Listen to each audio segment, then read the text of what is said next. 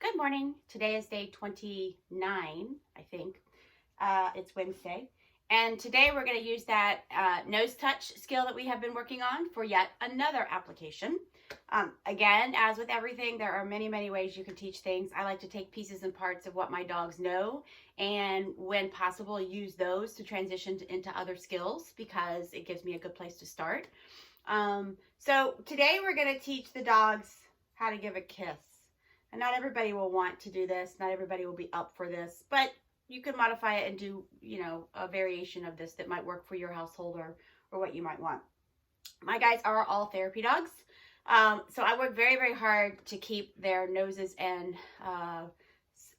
faces out of my face because when we're on visits and when we're doing things, it's not really appropriate for them to interact with folks like that. So I do work hard to teach them to not lick and to not do certain things. But as with everything, I put things on cue and I really only expect the behavior when it is cued. So anytime it's offered or outside the scope of being cued, it just gets ignored and usually they just don't repeat it. So I don't really have a hard time. I teach my dogs give paw, I teach them how to kiss, I teach them how to hug. And I don't really have a hard time with those applications when we're on visits or in situations where it's not appropriate because I only get it typically when it's cued. So I just make it very clear when it's okay to do it and not to do it so the dogs understand. So we're going to use our nose touch for this. So really all it is about taking the nose touch and using it as a target and then varying where that target goes. So, if you wanted them to kiss you on your cheek or if you wanted them to kiss you on your leg or have a nose touch to your leg, you can certainly modify this to what works. And it's just the basic repurposing of the nose touch trick or tool or foundation, whatever you want to call it, to a new piece of a target somewhere on your body or wherever it may be. Okay. So we are going to get a nose touch. Yes. And a reward. Get a nose touch. Yes.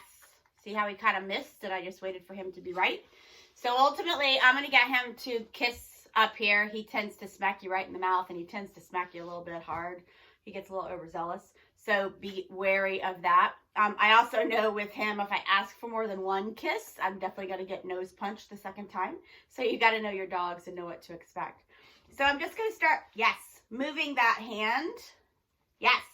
Closer to where I want him to end up targeting. Yes, good boy. Yes, good job. And then I might start cueing it. Kisses. Yes, good job. Kisses. Yes, good boy. So that eventually the hand can just go away. Kisses. Nice job. Good boy. I'm going to ask for another, but he might bonk me. Kisses. Haha, good boy. So that when I ask for kisses, I get a little nose kiss from him. He doesn't lick. Hootie and him have never licked. Here, down. They will nuzzle a little bit. Ori licks, and so I've worked very hard to get Ori to not lick all the time, so that when he is on therapy visits and such, it's not just a behavior that shows up. Certainly it can, but it's very minimal at this point. So that is your skill for today. Something a little fun, taking that nose touch and modifying it yet to another skill.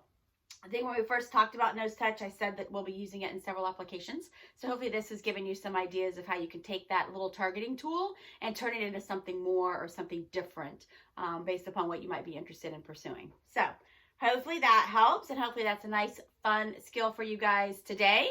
So have fun teaching kisses, and we will see you guys again tomorrow.